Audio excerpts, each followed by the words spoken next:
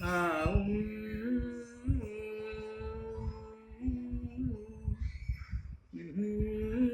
ब्रह्मा गुरु विष्णु गुरुर्देवो महेश्वर गुरु साक्षात् परम ब्रह्म तस्मै श्री गुरवे नमः। ज्ञानानंदमयं देवं निर्मलस्फटिकाकृतिम् आधारं सर्वविद्यानां हयग्रीवमुपास्महे। शारदा शारदाम्भोज वदना वदनाम्बुजे सर्वदा सर्वदा अस्माकं सन्निधिं क्रियातु सन्निधिं क्रियातु। ओम परब्रह्मणे नमः परब्रह्मणे नमः। బ్రహ్మసూత్ర భాష్యంలో జీవాత్మ పరమాత్మల గురించి అధ్యయనం చేస్తున్నాం. నిన్నటి వరకు చేసినటువంటి అధ్యయనాన్ని శుభం భయ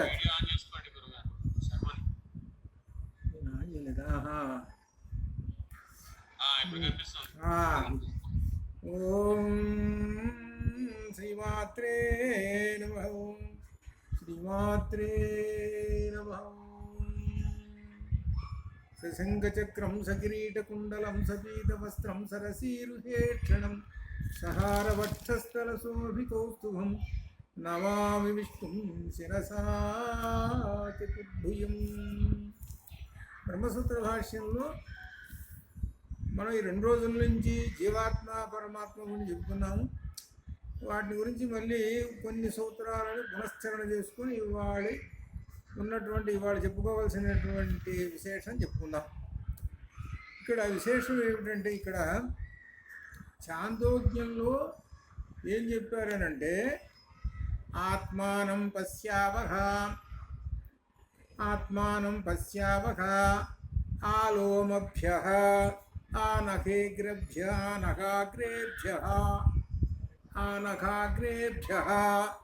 ఆత్మానం పశ్యావహ. ఇక్కడ గ్రామర్ వచ్చినటువంటి వాళ్ళు తొందరగా అర్థమవుతుంది. పశ్యావహ అని ద్వివచనం వేశారు. పశ్యతి పశ్యతః పశ్యంతి పశ్యసి పశ్యతః పశ్యత పశ్యామి పశ్యావహ వివచనం అనగా ఇద్దరిని చూస్తున్నాము అన్నట్టు. ఆ ఇద్దరిని చూస్తున్నాము. ఆ ఇద్దరు అనేటువంటిది కఠోపనిషత్తులో ఛాయాతపోరుతం పిబంతో సుకృతం లోకే ఛాయాతపో అక్కడొచ్చింది. ఇద్దరు అనగా ఛాయ పరమాత్మ 2 ఉన్న వస్తువు ఒకటే, కానీ ఇద్దరు. ఆ ఇద్దరు హృదయం అనే గుహలో ఉన్నారని అక్కడ చెప్పారు. ఆ విషయం కూడా ఇక్కడికి గుర్తుకొస్తుందన్నమాట. అయితే ఆ ఆత్మ జీవాత్మ అనేటువంటివి ఏం చెబుతున్నారంటే, ఇక్కడ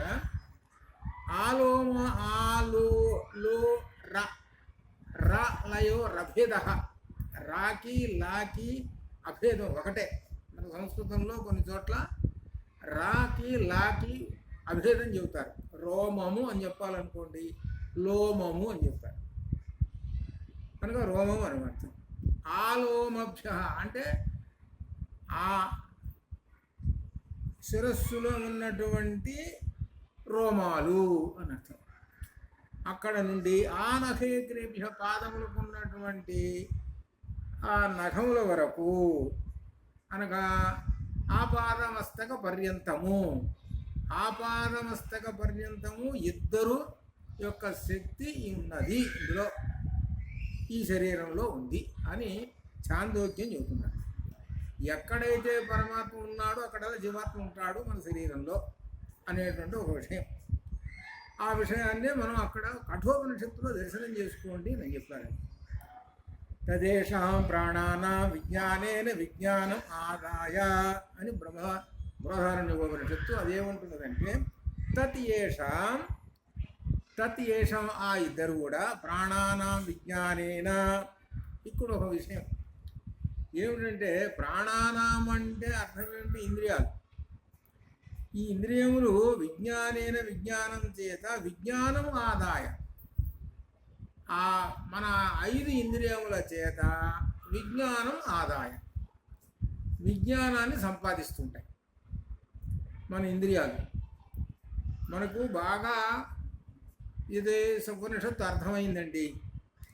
అర్థమైంది అని అంటే మనలో ఉన్నటువంటి ఇంద్రియాలు బాగా ఆకర్షణ చేసుకొని సంపాదించుకున్నాయి అని అర్థం.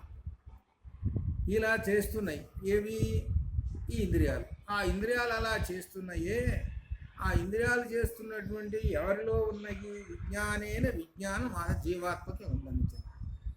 ఇంద్రియాలు ఎవరికి సంబంధించినవి? జీవాత్మకు సంబంధించినటువంటివి.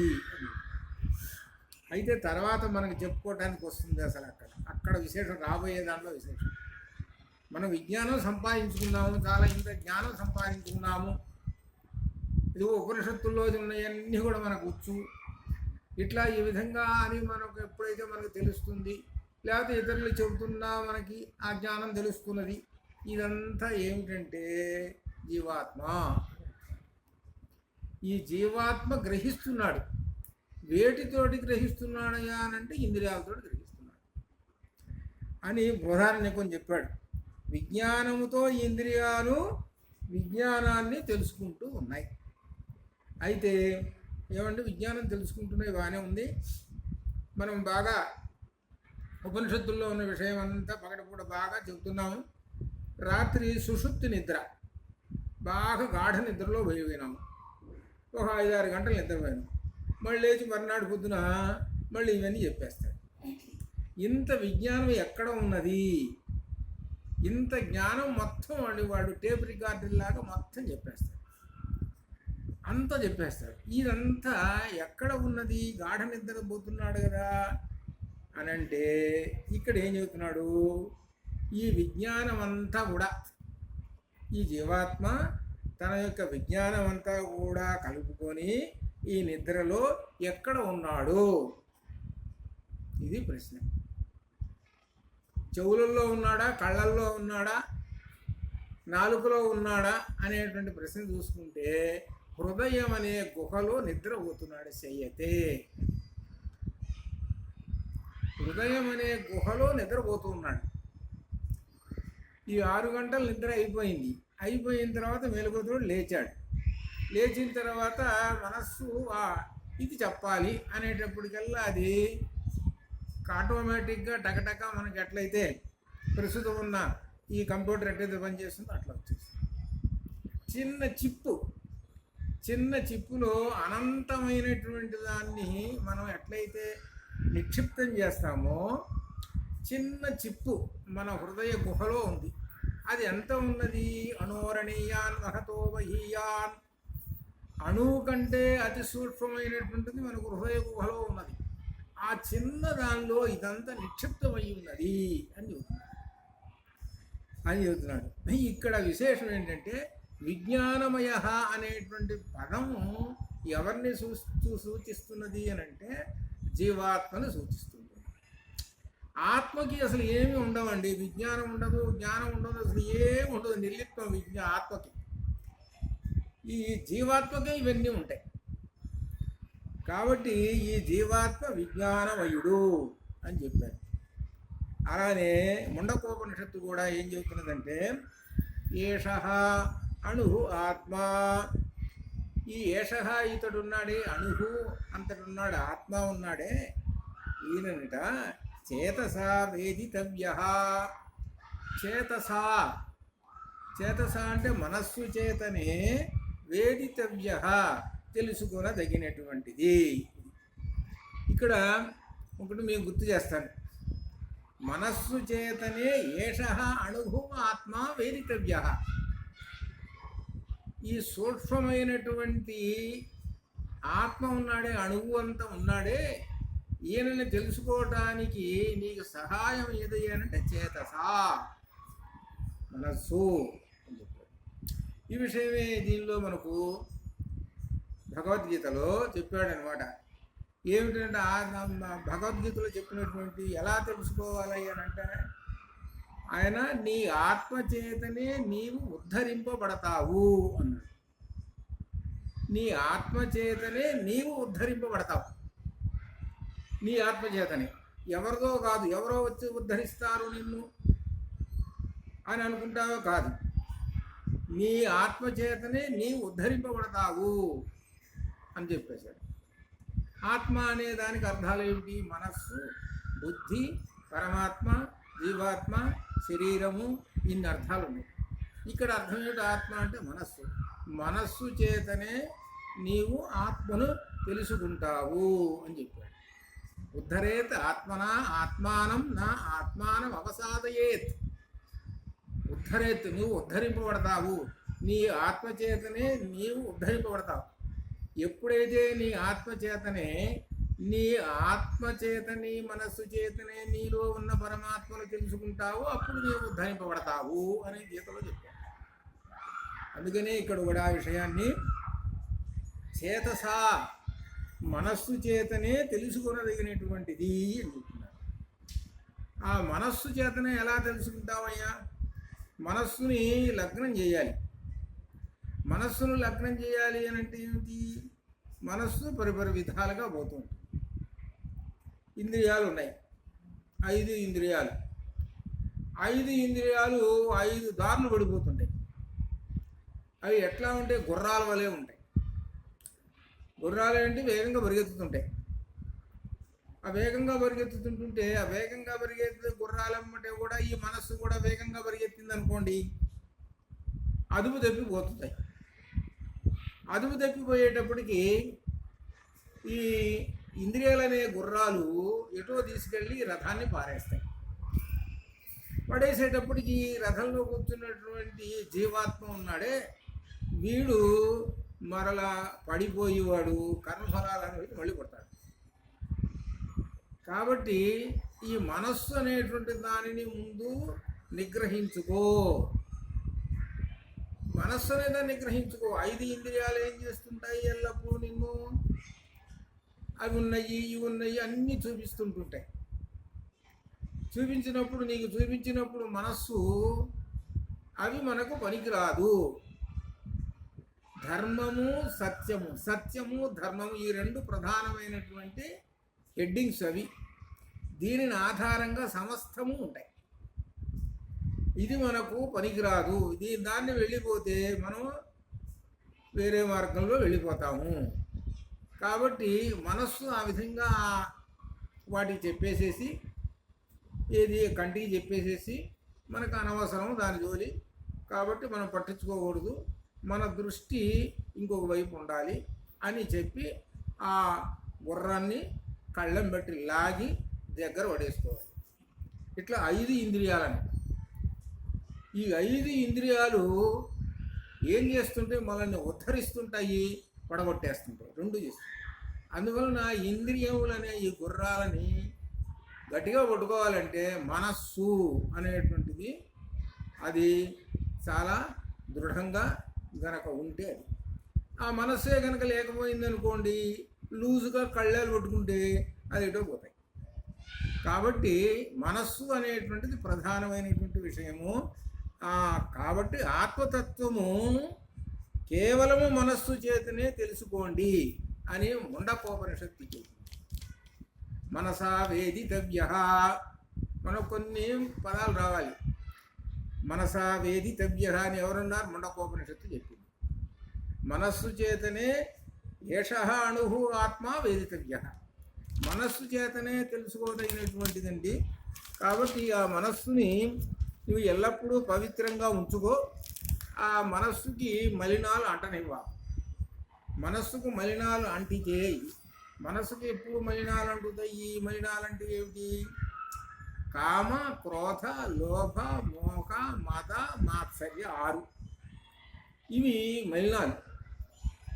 ఈ మలినాలు అంటినాయి అనుకోండి, దాని ప్రకారంగా మనస్సు పనిచేస్తుంటుంది. ఆ మనస్సు ఏం చేస్తుంది? ఇంద్రియాలకు పనిచేస్తుంది.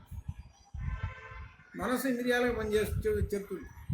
దాని ప్రకారంగా అధర్మం వైపు పోతాడు.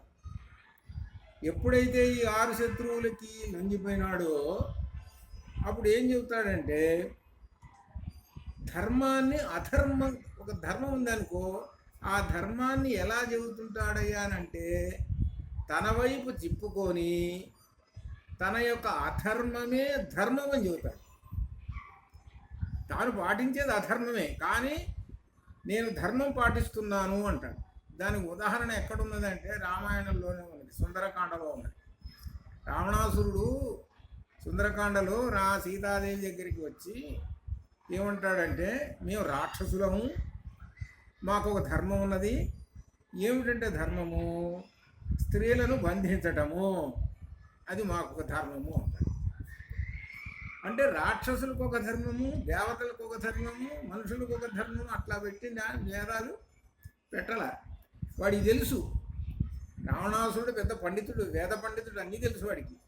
అది తెలిసినటువంటి వాడు చూసి ఏం చెబుతున్నాడు, మాకు ధర్మం, మేము రాక్షసులు కాబట్టి మేము ఈ అధోపం చేయడానికి మాది ధర్మము అని చెబుతాడు. చూడండి ఏం చెబుతాడు వాడు. అంటే ఏమిటనమాట, చేసే అధర్మమైనటువంటి పనిని ధర్మంగా చెప్పేస్తాడు. ఇది ఎప్పుడు ఈ మనస్సు కామక్రోధాలకి వశమైపోయినప్పుడు ఈ మనస్సు ఇట్లా ఆడిస్తుంది.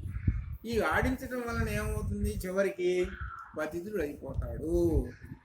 మనకి లోకంలో చూస్తుంటే ఇటువంటి దృశ్యాలు చాలా కనపడుతుంటాయి. అధర్మాన్ని ధర్మంగా చెబుతుంటారు, అధర్మాన్ని ధర్మంగా చెబుతుంటారు.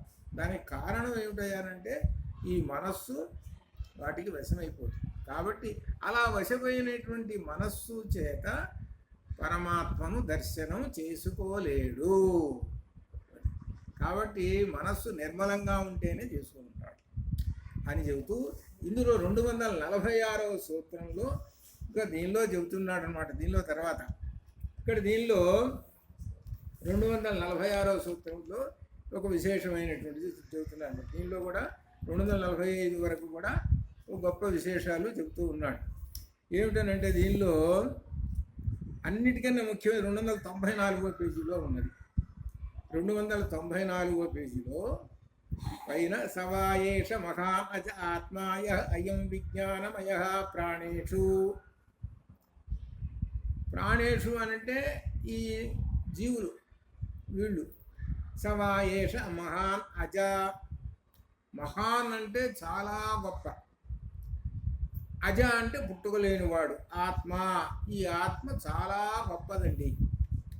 బ్రహ్మాండం అంతా నిండిపోయినటువంటిది, పుట్టుకలేనటువంటిది. యహ అయం, అటువంటి ఈ ఆత్మట విజ్ఞానమయ ప్రాణేషు, ప్రాణేషు ఈ ప్రాణుల యందు విజ్ఞానమయంగా ఉంటాడు. ఈ ఆత్మ విజ్ఞానమయంగా ఉంటాడు అని అంటే జీవాత్మగా ఉంటాడు. మనకి ఇక్కడ ముద్ర వేసి మరీ చెబుతున్నాడు. జీవాత్మ పరమాత్మ గురించి మనకి చెప్తున్నటువంటి ఒక విశేషమైనటువంటి దీనిలో చెబుతున్నాడు అనమాట. దీనిలో బృహదారణ్యోపనిషత్తులో యాజ్ఞవల్క్య మహర్షి చెప్పినటువంటి ఏమిటి, సవా సహ వా, సహ అంటే ఆ పరమాత్మ, ఏష మహాన్ అజ ఆత్మాయ అయం విజ్ఞానమయ ప్రాణేషు ఒకటి. ఏష అంతర్హృదయ ఆకాశగ తస్మిన్ తేతే సర్వస్యః.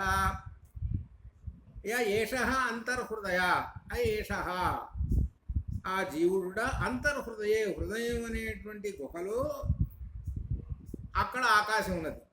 హృదయం అనే దహరాకాశం అంటాం. ఆ ఆకాశంలో తస్మిన్, ఆ గుహలో, ఆకాశం అంత గుహలో, తస్మిన్ అందు, సేతే శయనించి ఉన్నాడు, ఉండి, సర్వస్య వశీ సమస్తమును వశం చేసుకున్నవాడు, సర్వస్య ఈశాన సర్వమునకు ప్రభువు అయినటువంటి వాడు. సర్వమునకు ప్రభు అయినటువంటి వాడు, సర్వమును వశం చేసుకున్నటువంటి వాడు.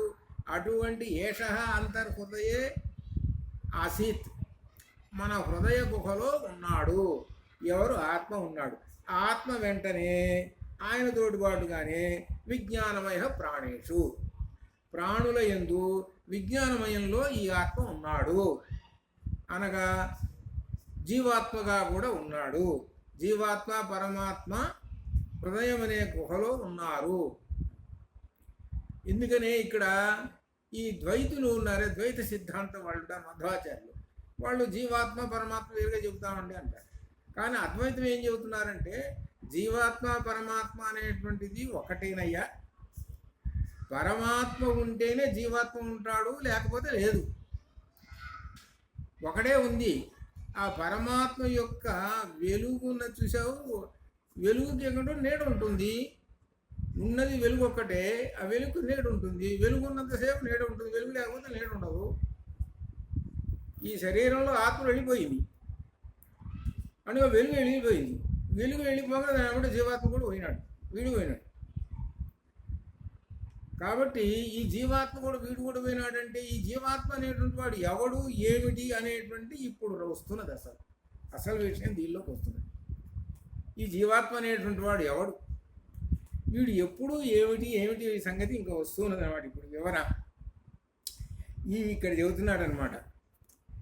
ఆత్మ ఇంద్రియముల యందు విజ్ఞాన రూపము. ఈ జీవాత్మట ఇంద్రియముల యందు, ఆత్మ ఇంద్రియముల యందు విజ్ఞాన రూపంగా ఉన్నప్పుడేమో జీవాత్మగా ఉన్నాడు.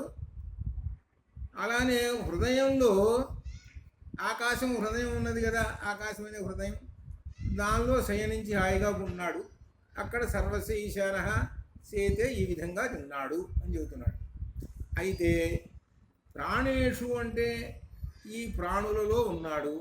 ఈ ప్రాణులలో ఉన్నాడు అని అంటే ఆ ఆత్మ సగుణ రూపం తీసుకున్నాడు అని అర్థం కదా. ఆత్మ యొక్క సగుణ రూపం కావాలి అంటే ఒక శరీరంలో ప్రవేశిస్తేనే సగుణ రూపం. ఆత్మ సగుణ రూపం పొందాలి. నిర్గుణంగా ఉన్నదనుకోండి ఆత్మ, నిర్గుణంగా ఉంటే అసలు ఏమిటి, ఏమి లేదు, అసలు ఏం కనపడదు. అంత వ్యాపించి ఉన్నదండి ఈ బ్రహ్మాండం అంతా ఆత్మ అని అంటాం. ఏది కనపడలేదే, ఎక్కడ కనపడలేదు. మరి నీ హృదయమైన గుహలో కూడా ఉన్నాడు ఆత్మ. ఆ ఆత్మ హృదయమైన గుహలో ఉన్నాడు, నీ కనపడలేదే. కాబట్టి నీ కనపడాలి అని అంటే జ్ఞానచక్షువు చూస్తే దాని ప్రకారంగా నీ హృదయం అనే గుహలో ఆ పరమాత్మ కనపడతాడు. హృదయం అనే గుహలో పరమాత్మ కనపడతాడు. కానీ ఈ మాంస నేత్రములకు, ఈ చక్షుర్యాది ఇంద్రియములకు పరమాత్మ కనపడడు, జ్ఞాననేత్రానికి కనపడతాడు అనేటువంటి విషయం మనకు వచ్చింది అనమాట. అలానే ఇక్కడ ఏం చెబుతున్నాడనంటే విజ్ఞాన రూపంలో ఉన్నప్పుడేమో జీవాత్మ, హృదయం అనే గుహలో ఉండి సగుణ రూపం తీసుకున్నప్పుడు ఈ ఆత్మ ఆ హృదయమైన గుహలో ఉంటాడు. ఆ ఉన్నప్పుడు ఈ జీవాత్మతోటి కూడా ఉంటాడు. కాబట్టి జీవాత్మ పరమాత్మలు ఒకటే, వీళ్ళు సగుణ రూపం తీసుకుంటారు అని చెప్తున్నారు. జీవాత్మ సగుణ రూపం తీసుకోవటం ఏమిటండి అని అంటే ఇక్కడ విశేషమైనటువంటిది ఉంది. ఏమిటంటే సగుణ రూపం తీసుకోవడానికి సగుణం తీసుకోవాలి అనుకోండి, అంతఃకరణ చతుష్టయం ఉంది. ఏంది ఏమిటివి? అంతఃకరణ చతుష్టయం నాలుగేళ్ళు చూపిస్తారు. అంతఃకరణ చతుష్టయాన్ని మనస్సు, బుద్ధి, చిత్తం, అహంకారం చూపిస్తారు. 4 ఏళ్ళు చూపించి ఇవి అండి అని చెబుతారు. ఇవి ఎవరికి ఉన్నాయి? జీవాత్మకు ఉన్నాయి. ఇంకా ఏమున్నాయి? ఇదిగో 24 తత్వాలన్నీ చూపిస్తాడు. ఇవన్నీ అంటిపెట్టుకొని ఉంటాడు. ఇవన్నీ అంటిపెట్టుకొని ఉన్నవాడు జీవాత్మ. ఈ మనస్సు, బుద్ధులు అన్నీ అంటిపెట్టుకొని ఉంటాడు.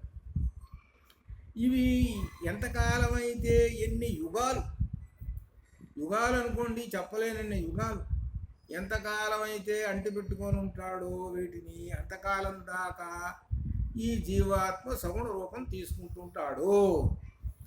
ఈ జీవాత్మ సగుణ రూపం తీసుకొని ఫలాలు అనుభవిస్తుంటాడు.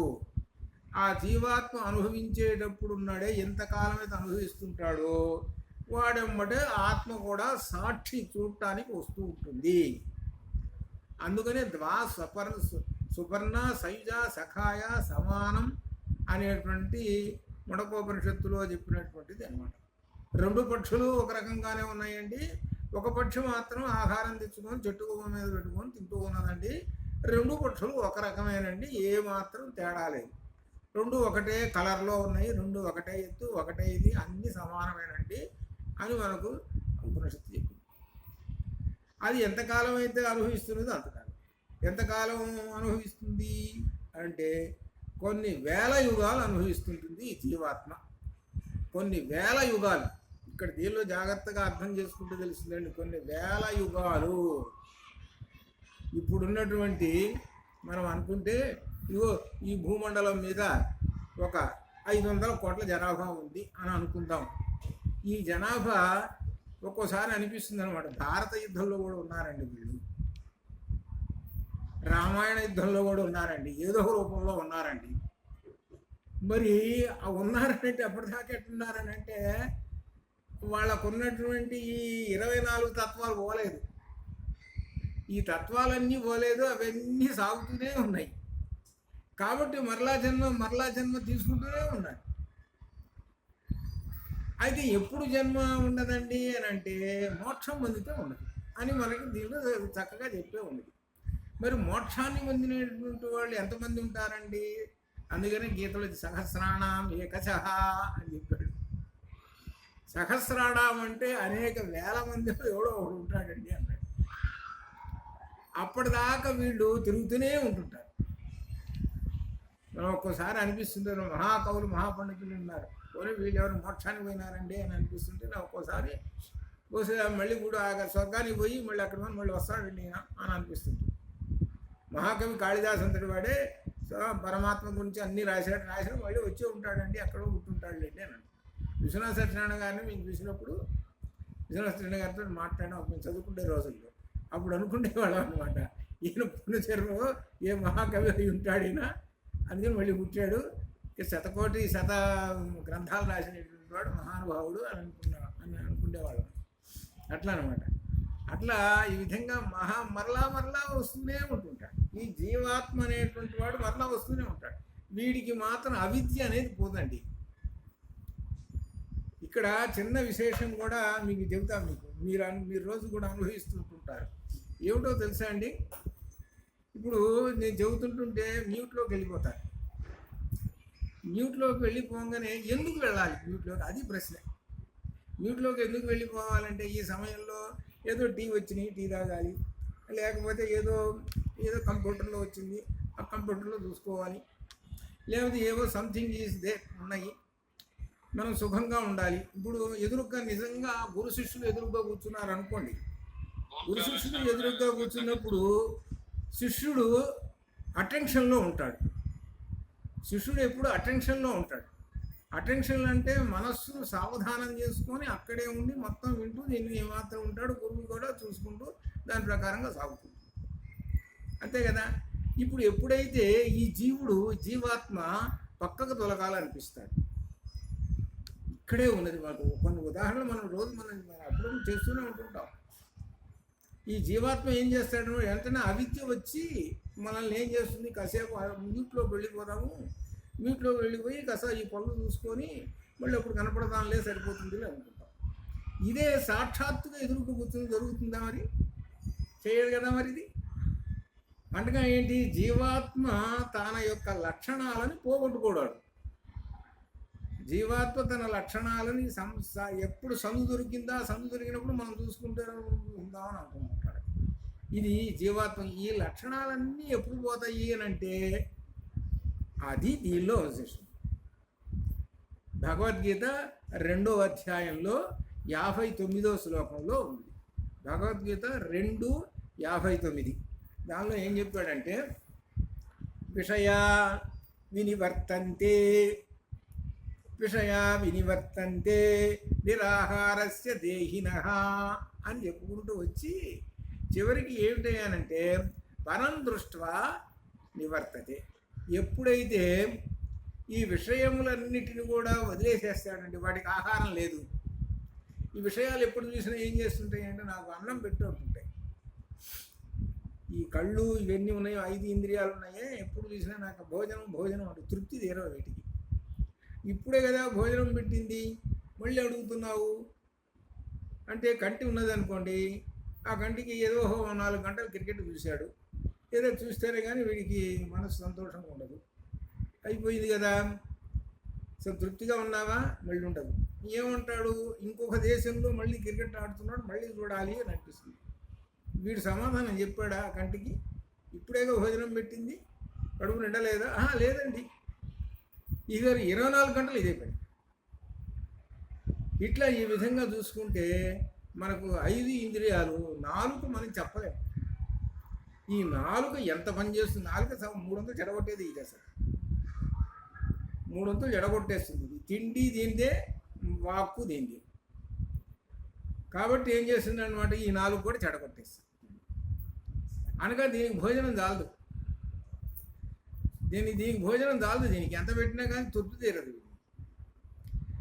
కాబట్టి ఈ విషయాలన్నీ కూడా, విషయ సుఖములన్నిటి కూడా, ఇవన్నీ ఈ ఇంద్రియాలు నిరాహార దీక్ష చేసినాయండి.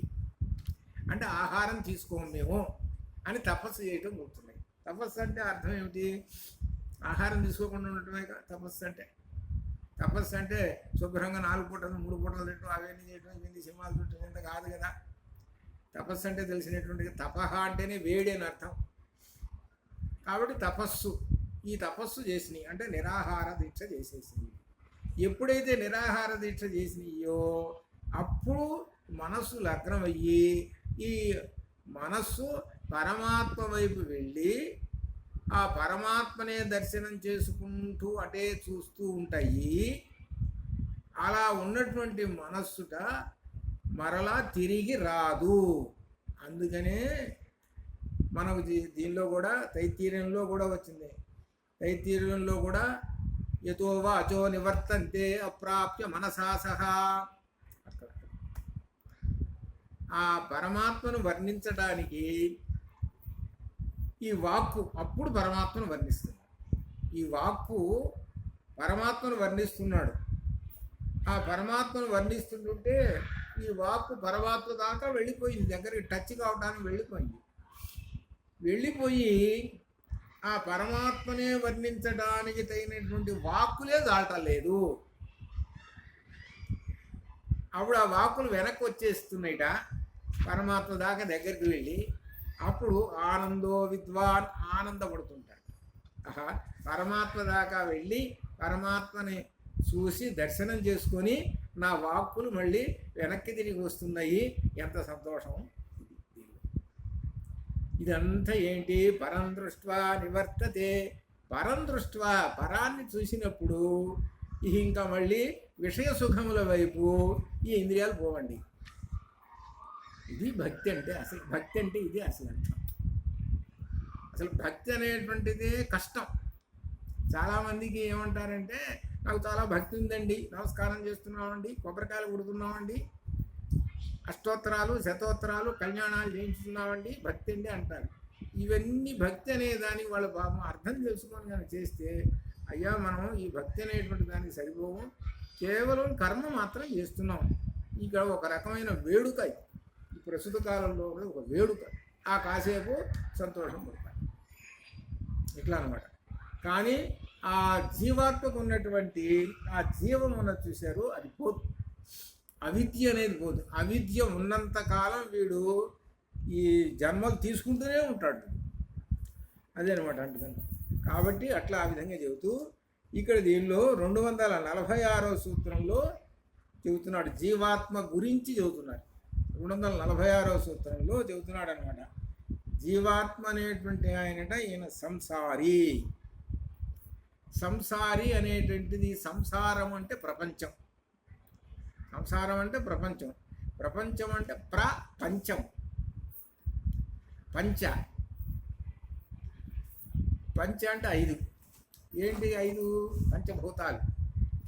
ఈ పంచభూతాలతో నిర్మించినటువంటి పుట్టినటువంటిదండి ఇది ప్రపంచం. ఈ ప్రపంచం ఏమిటయ్యానంటే అది అసలు దీని యొక్క అర్థం. అది ఆకాశం నుంచి వరుసగా పంచభూతాలు వచ్చినాయి, చివరికి భూమి అనేటువంటిది వచ్చిందనే సంగతి మనకు తెలిసిందే. అది తైత్తీర్యం అట్లా అన్నమాట. కాబట్టి దాని ప్రకారం జరుగుతూనే ఉన్నది మనకి. అది ప్రపంచం. ఈ ప్రపంచంలో మనం తిరుగుతుంటామండి. ఈ ప్రపంచంలో మనం తిరుగుతూ ఉంటుంటాం. ఈ ప్రపంచంలో తిరుగుతూ ఉంటుంటాము. తిరిగి ఎప్పుడో సాయంకాలం 6 7 ఎప్పుడన్నా ఇంత తిరిగామరా ఈ ప్రపంచంలో.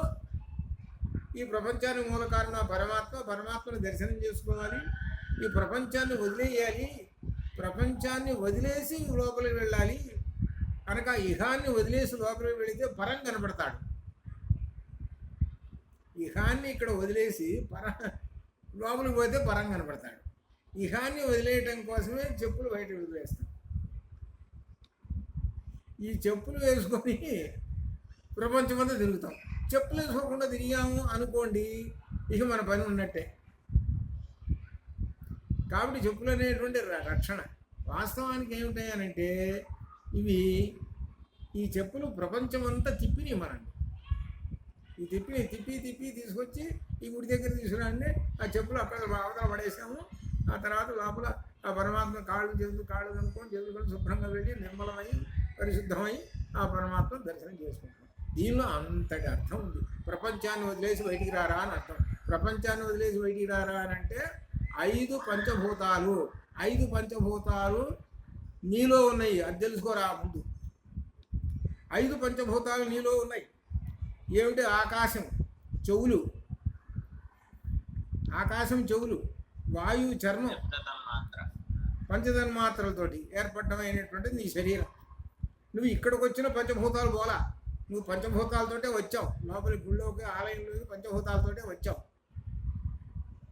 అయితే ఏంటంటే ఆ పంచభూతాలతోటి వచ్చావు కదా, వాటికున్న లక్షణాలు ఏమిటి? నీకున్నట్టు ఇంద్రియాలు వాడు ఎప్పుడు చూసినా విషయ సుఖాలు అడుగుతుంటాయి.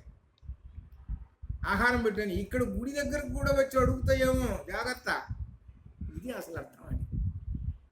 ఆలయంలో కూడా ప్రవేశించినప్పుడు ఈ పంచభూతాలు కూడా నాకు అన్నం పెట్టు అని అన్నాయి అనుకోండి, నువ్వు వాటి వైపు వెళితే అప్పుడు ఏమవుతుంది? ఆ పరమాత్మ ఏమైనా నా దగ్గరకు కూడా వచ్చినప్పుడు కూడా నీవు ఇంకా ఆ విషయ సుఖాలు ఎమ్మడే పోతున్నావు, నువ్వు ఎప్పుడురా నన్ను చూసేది అంటాడు. దీనిలో ఇంతటి అర్థం ఉంది ఈ చెప్పులు వదిలేసి రావటంలో. అది అట్లా అనమాట. కాబట్టి లోపలికి మనం వెళ్ళినప్పుడు మొత్తం ఈ విషయ సుఖాలు, ఈ ఇంద్రియాలకు సంబంధించినట్టు మొత్తం అవతల శుభ్రంగా వదిలేసేసి పడేసేసి అప్పుడు వెళ్ళి ఆ 10 నిమిషాల సేపు మనస్సును లగ్నం చేసుకొని ఆ పరమాత్మ దర్శనం చేసుకొని అప్పుడు మరలా వచ్చేస్తాం. కనుక ఆ 10 నిమిషాలైనా ఆ మనస్సుని నిర్మలంగా ఉంచుకుంటే అదే భక్తి. ఇదనమాట. ఇది ఈ జీవాత్మ మరి శరీరం తీసుకున్నాడు కదా, అటువంటి ఈ జీవాత్మకి నెమ్మదిగా విషయ సుఖముల మీద వెనక్కి పోతుంటాడు. ఇది అలవాటు తీసుకుంటాడు. విషయ సుఖాల మీద ఎప్పుడైతే వెనక్కి పోతూ ఉంటాడో పరం దృష్ట్వా, పరాన్ని చూస్తుంటాడు. పరాన్ని చూస్తూ ఉంటుండాలి. నువ్వు గుడికి వెళ్ళావనుకో, పరాన్ని చూడటానికి వెళ్ళేది. ప్రసాదాలు తింటాం, లడ్డు తెచ్చావా లేదా చూసుకోండి. తిరుపతి వచ్చినామంటే లడ్డు తెచ్చారా? ఆ వాటి మీద ఉండేటువంటి ఏమండి దర్శనం అంతా ఎంతసేపు పడుతుంది? అక్కడ అంటే చెప్పుకోవాల్సిన వివరాలు ఏం అక్కర్లేదు అనుకోండి, చాలా విశేషాలు. అంటే ఏమిటనమాట, పరమాత్మ తత్వం తెలుసుకొని లోపల ప్రవేశిస్తే అప్పుడు అర్థమవుతుంది. పరమాత్మ తత్వం తెలుసుకొని లోపలికి ఎవరు ప్రవేశిస్తున్నారు? అందుకనే వెంకటేశ్వర స్వామి దగ్గర పోయినా, ఏ దేవుడి దగ్గర ఎక్కడ పోయినా పరమాత్మ తత్వం తెలుసుకొని లోపల అడుగు పెడితే పరమాత్మ అనుగ్రహం. అది అప్పుడు ఈ జీవాత్మకు ఉన్నటువంటి ఇవి తగ్గిపోతాయి. నెమ్మదిగా విషయ సుఖాలు ఇవన్నీ కూడా తగ్గిపోతాయి అన్నమాట. ఇక్కడ విశేషం చెబుతున్నాడు. ఈ ఆత్మట, ఈ జీవాత్మ సంసారిగా ఉన్నంత వరకు, అనగా బుద్ధితో సంయోగం ఉంటుంది ఈయనకి. ఈ బుద్ధితో సంయోగం ఉంటుంది. దోష సంసారిత్వం అనేటువంటి దోషం ఈ జీవాత్మకి ఒక దోషం ఉంది. ఏమిటి దోషం అంటే సంసారిత్వాన్ని అటాచ్ చేసుకుంటాడు వీడు. సంసారిత్వాన్ని అటాచ్ చేసుకోవడం వలన వాడికి దోషం. ఎప్పుడైతే ఈ అటాచ్మెంట్ ఉన్నదో, సంసారిత్వం అనేటువంటి అటాచ్మెంట్ ఉన్నదో, అప్పుడు ఆ అటాచ్మెంట్ తొలగిపోతుంది. తొలగిపోయినప్పుడు తద్దర్శనాత్ పరమాత్మ సాక్షాత్కారం కలుగుతుంది. ఈ సంసారిత్వం అనేటువంటి దోషం కలిగిపోయినప్పుడు, సంసారిత్వం అనేటువంటి దోషం పోయినప్పుడు పరమాత్మ ప్రత్యక్షం. సంసారిత్వం ఉన్నంతకాలం వాడు జీవాత్మయే. సంసారిత్వం ఉన్నంతకాలం జీవాత్మ. ఇదే గజేంద్ర మోక్షంలో చెప్పాడు, భాగవతంలో గజేంద్ర మోక్షం. ఇది ఆ సంసారిత్వంలో ఉన్నాడు. ఆ సంసారిత్వం అనేటువంటి దానిలో ఉన్నప్పుడు మకరం పట్టింది. ఆ మకరం పట్టినప్పుడు అప్పుడు ఆ మకరం పట్టినప్పుడు ఆ బాధకి అప్పుడు ఆయన పరమాత్మను ప్రార్థిస్తే ఆ ధైర్యం విలోలంబయ్య ప్రాణంబుల్ ఠావులు దక్కును ముచ్చ వచ్చే అని నీవే తప్ప నితఃపరం వెలుగును కావవే ఈశ్వర కావవే ఈశ్వర సంరక్షించు భద్రాత్మకానని అప్పుడు ఆయన స్తుతి. చూసుకోండి ఎంతకాలం, చాలా సంవత్సరాలట భాగవతంలో చెప్పాడు. ఆ మకరంతో ఫైట్ చేశాడు. చేసి చేసి చేసి విసుగుట్టి చివరికి అప్పుడు గుర్తుకొచ్చింది పరమాత్మ తత్వం. అప్పుడు గుర్తుకొచ్చింది. ఈ పరమాత్మను పట్టుకుందామని అనుకొని ఆ పరమాత్మకి అప్పుడు నమస్కారం చేసి అయ్యా నన్ను రక్షించుము అన్నప్పుడు ఈ సంసారిత్వం అప్పుడు జీవాత్మకి తొలగిపోయింది. అది ఈ మకరం అనేటువంటి వాడు సంసారి. వీడు మకరం అనేవాడు సంసారి. ఈ సంసారి అనేటువంటి వాడు తొలగిపోయినాడు. ఈ తొలగిపోయేటప్పటికీ వీడికి ఆ పరమాత్మ సాక్షాత్కారం లభించింది అని అర్థం. అది గజేంద్ర మోక్షంలో, భాగవతంలో ఉన్నట్టు గజేంద్ర మోక్షంలో ఉన్నటువంటి సంసారిత్వం ఉన్నంత కాలం వాడికి పరమాత్మ యొక్క దర్శనమే లేదు. ఎవరికైతే సంసారిత్వం బాగా నిండిపోయి ఉంటుందో వాళ్ళకి పరమాత్మ సాక్షాత్కారం ఉండదు. చాలామంది ఉండేటువంటి వాళ్ళందరూ అంతే, ఎక్కువ మంది అట్లనే ఉంటారు. పాపం వాళ్ళకి తెలియదు ప్రస్తుతం. అందుకనే సౌందర్యలహరిలో అవిద్యానామంతత్తిమిర మిహిరద్వీప నగరీ జడానాం చైతన్యస్తవక మకరంద శృతి ఝరీ ఇద్దరిని చెప్పాడు. అవిద్యానామంత అదొకటి, జడానాం చైతన్యస్తవక వీళ్ళిద్దరు ఉన్నారండి లోకంలో.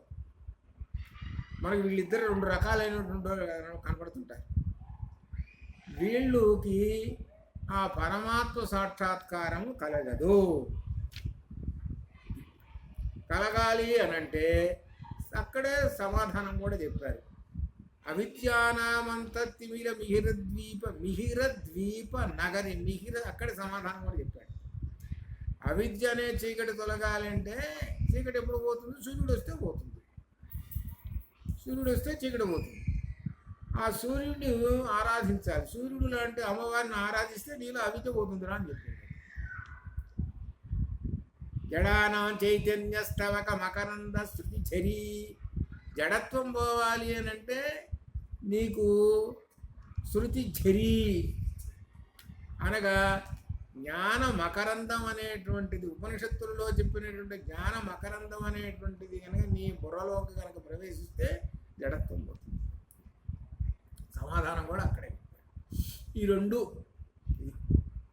అప్పుడు ఈ జీవాత్మకు ఉన్నటువంటి ఈ సంసారిత్వము పోతుంది.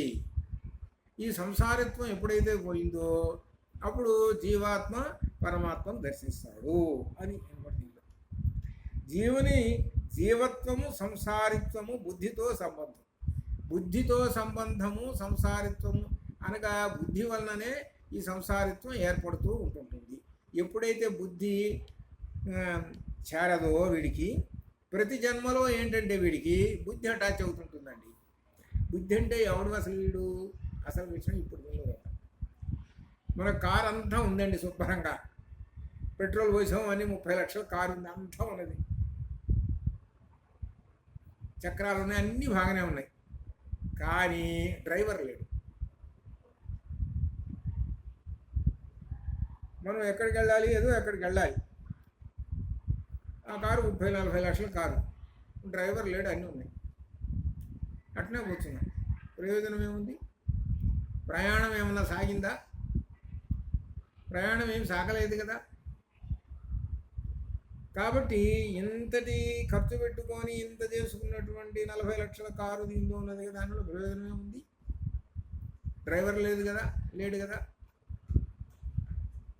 అట్లనే మన శరీరం ఉంది, ఆ శరీరం అంతా బాగానే ఉంది, అన్నీ మనకు సంపదలు అన్నీ ఉన్నాయి, కానీ మనలో బుద్ధి అనేవాడు లేడు, సరైన బుద్ధి అనేటువంటి వాడు లేడు. కాబట్టి నీవు ఏం చేస్తాం, ఏం చేయాలనో ఏమిటో కూడా తెలియదు. అట్లా కూర్చుంటాం. కాబట్టి డ్రైవర్ అనేవాడు ఉండాలి కదా. ఎప్పుడైతే డ్రైవర్ అనేవాడు ఉన్నాడో వాడు తీసుకొని పోతుంటాడు.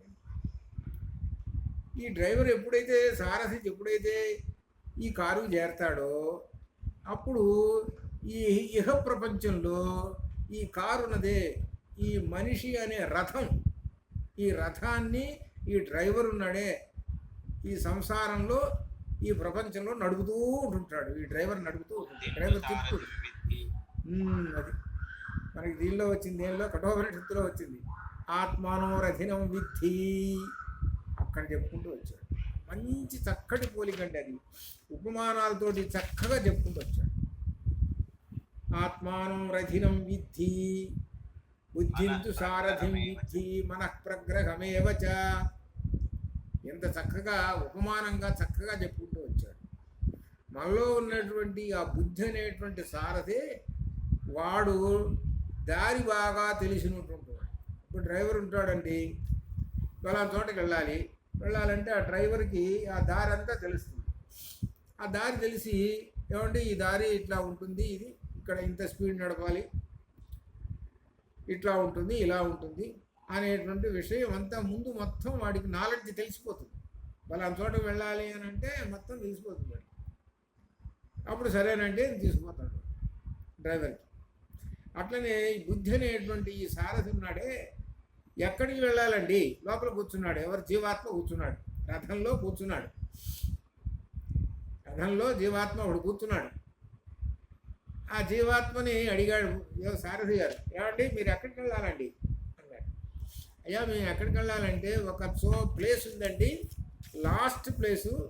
ఆ ప్లేస్ ఏంటంటే పరమపదము అనే హెడ్డింగ్ ఉంటుంది. పరమపదము అనేటువంటి హెడ్డింగ్ ఉంటుంది. ఆ ప్లేస్కి అక్కడ తీసుకొని పో అని చెబుతాడు. ఎవరు? జీవాత్మ. చెప్పగానే ఈ డ్రైవర్ ఏం చేస్తాడు? పరమపదము, ఆ పరమపదము అనేటువంటిది వాడి బుద్ధిలో చూసుకొని, ఓహో ఏ వైపు ఉన్నది? ఈ దిక్కున ఉన్నది, ఇట్లా పోవాలి, ఇలా పోవాలి అని అంటే గుర్రాలని సరిగ్గా అదుపులో పెట్టుకోవాలి.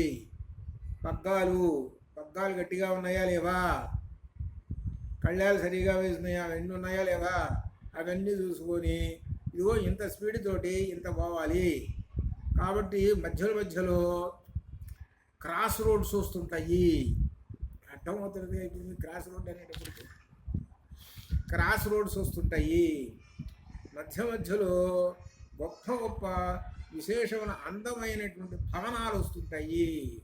మధ్యలో అందమైనటువంటి వాళ్ళు కూడా కనబడుతుంటారు. ఈ రూట్లో పోతుంటుంటే ఈ రూట్లో అన్నీ కనబడుతూ ఉంటుంటాయి. కాబట్టి ఈ రూట్లో అన్నీ కనబడుతుంటాయి కాబట్టి ఇక్కడ ఎక్కడ ఆగకూడదు. మనము ఇక్కడ ఎక్కడ ఆగకుండా ఇదిగో 100 మైళ్ళ స్పీడ్ తోటి పోతుండాలి. పోతుంటే ఇదిగో మనకి ఉదయం 6ంటికి బయలుదేరాము, సాయంకాలం 6ంటికల్లా చేస్తాం. అట్లా ఉండాలి. ఈ నాలెడ్జ్ అంతా బుద్ధికి తెలిసిపోయింది. బుద్ధి అనే సారథి వీళ్ళు లోపల కూర్చున్నాడు. ఎవరు? జీవాత్మ అనేవాడు కూర్చున్నాడు. ఈ జీవాత్మ అనేటువంటి వాడు ఎప్పుడు పోతా ఇంకా వస్తుంది టైం చూసుకుంటున్నాడు. 6ంటికల్లా చేరుతామని కరెక్ట్గా 6ంటికల్లా చేర్చాడు. ఇప్పుడు ఏమైంది? డ్రైవరు కారు వచ్చేసింది, డ్రైవర్ ఉన్నాడు. వీడేను అడిగాడు జీవాత్మ, నాకు పరమపదం అనే హెడ్డింగ్ ఉంటుందండి, ఆ దానిలో ఆ ప్లేస్లోకి నేను వెళ్ళిపోతాను రా అని చెప్పాడు. దిగాడు, ప్లేస్లోకి వెళ్ళిపోయాడు.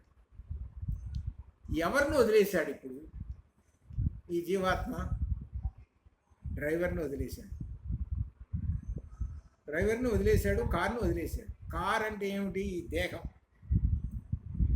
డ్రైవర్ ఎవరు? బుద్ధి. ఈ బుద్ధిని వదిలేశాడు.